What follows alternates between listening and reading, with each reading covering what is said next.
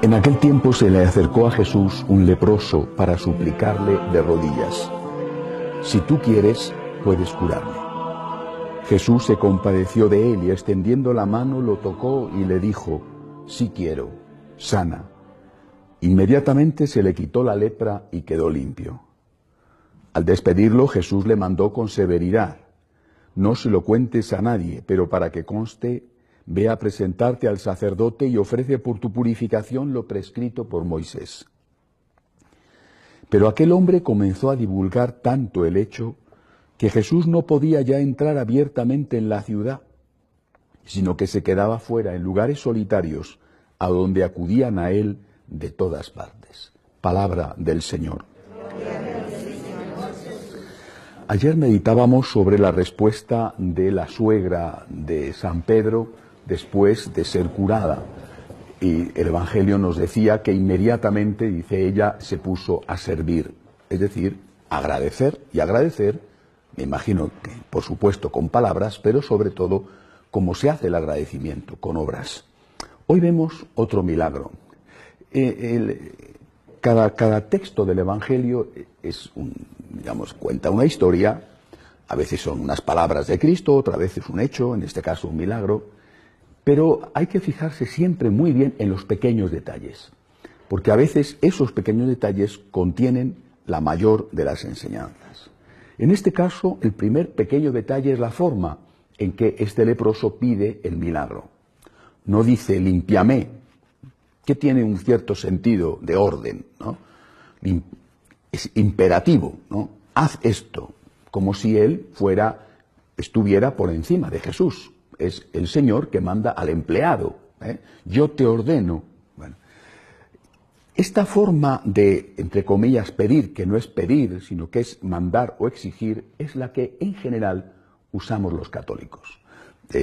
Hablando con Pichi hace unos días sobre lo que me gustaría hacer en estos meses que voy a estar aquí en Guatemala, dije que lo que más de verdad tengo en el corazón es enseñaros a rezar. Hacer un taller de oración. Es muy importante saber rezar. Y a veces uno piensa que saber rezar consiste en decir determinadas cosas o incluso dar gracias. Bueno, pero es muy importante hacer las cosas bien, porque si no, sin darte cuenta, no estás rezando. Estás mandando, ordenando y por lo tanto ofendiendo al Señor. Es el Señor. Nosotros no somos los señores del Señor. Somos las criaturas del Señor, los hijos del Señor, los siervos del Señor. El primer detalle, por lo tanto, de este Evangelio nos enseña a este leproso cómo tenemos que pedir. Tenemos que pedir con humildad.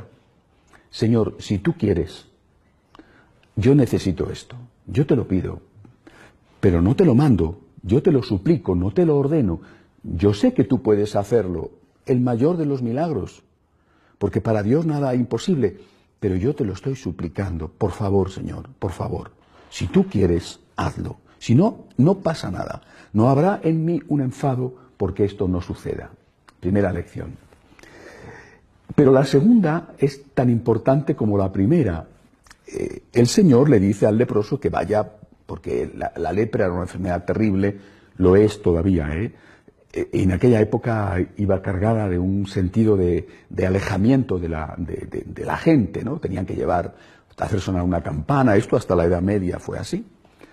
Y cuando se curaban, que era rarísimo, tenían que presentarse al sacerdote para que les diera un certificado, como si fuera un certificado médico de que estaban sanados, y con eso podían volver de nuevo al pueblo, a su familia, a su trabajo. Bueno, el Señor, lógicamente que lo sabe, porque era la costumbre, le dice: vete al sacerdote para que te dé el certificado de que estás curado. Bueno, pero no se lo digas a nadie. ¿Por qué? Porque él sabía lo que iba a ocurrir. Jesús tiene un problema desde el principio. Desde el principio. No conocemos muchas cosas, no conocemos casi nada de los 30 años de lo que llamamos la vida oculta, pero no cabe duda de que allí hubo milagros.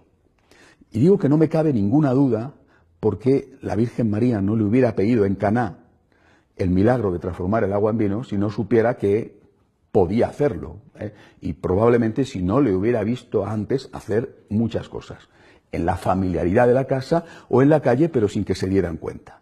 El problema se presenta cuando esa capacidad de hacer milagros empieza a hacerse pública. Caná fue el primer milagro. No fue el único, fue simplemente el primero y ahí fue creciendo. A partir de ese momento Jesús tiene un problema. La gente ya no le sigue por el mensaje, le sigue por el milagro. Dame pan y dime tonto. Es decir, concédeme lo que te pido y lo que tú estás predicando me da lo mismo. A mí lo que me importa es que me cures el cáncer, que se me quite el reuma, que me encuentres un buen trabajo, que lo demás no me importa. Somos así los seres humanos. Es decir, esto seguramente es una de esas consecuencias, de esas heridas que nos ha dejado el pecado original. Y esto a Jesús le va provocando cada vez más una profunda decepción, hasta el punto de que llega a la cima de la crisis, cuando el Señor, después de la multiplicación de los panes y los peces, que se produce un acontecimiento que es que le buscan para hacerle rey, él se esconde y se enfrenta con ellos más tarde y le dice: os aseguro que me buscáis porque habéis comido pan hasta saciaros. Y a partir de ese momento, con muy pocas excepciones, ya no hace más milagros. No, yo he venido aquí a presentar un mensaje y no a quitaros el hambre. O sea, no he venido a poner una panadería gratuita o un hospital milagroso. He venido aquí a enseñaros, porque no solo de pan vive el hombre, es decir, enseñaros cuál es el camino de la santidad en la tierra y el camino para la vida eterna en el cielo. Si eso nos interesa, si eso no os importa, a ti te importa que te curen el reuma y yo quiero curarte el alma, porque mañana te habrás curado el reuma, pero tendrás otra enfermedad de otro tipo. Y mientras que si te curo el alma, te habré dado la mayor de las saludes posibles. Pero esta crisis empieza ya a manifestarse en ese momento. Estamos todavía en los primeros pasos de Jesús, pero él ya sabe lo que le espera y por eso le dice a este hombre al cual le ha hecho este grandísimo favor, le dice: haz el favor de no contárselo a nadie más que al sacerdote para que te dé el certificado médico. Y él no le hace caso. Es muy comprensible, o sea, supongo que por manifestar su satisfacción, su alegría, estoy curado, se lo voy a contar a todo el mundo. Incluso es posible que lo hiciera hasta, pienso que a lo mejor hasta por amor a Jesús, que la gente sepa lo bueno que es este hombre, lo poderoso que es. O sea, los motivos de este ex leproso para desobedecer a Cristo no los sabemos, pero no necesariamente tenían que ser malos motivos. Pero desobedeció a Jesús. ¿Cuál es la enseñanza de esto? Que tenemos que tener mucho cuidado en hacer la voluntad de Dios y no aquello que no es voluntad de Dios.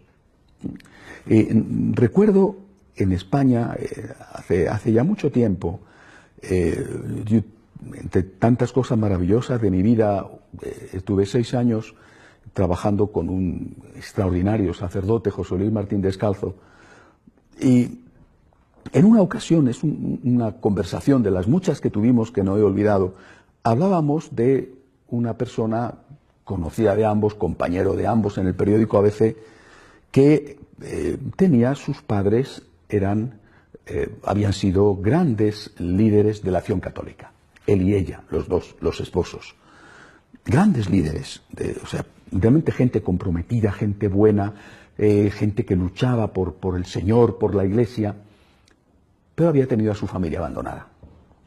Y todos sus hijos no practicaban ninguno.